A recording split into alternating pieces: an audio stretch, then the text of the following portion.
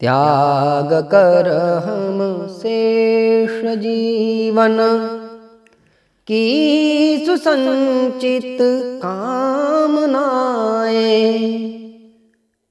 ध्येय के अनुरूप जीवन हम सभी अपना बनाए। पूर्ण विकसित शुद्ध जीवन पुष्प से हो राष्ट्र रचन।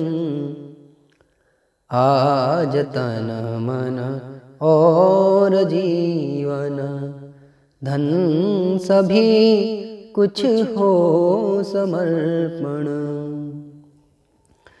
यज्ञ हित हो पूर्ण आहुति व्यक्तिगत संसार स्वाहा। देश के कल्याण में हो अतुल धन भंडार स्वाहा। कर सके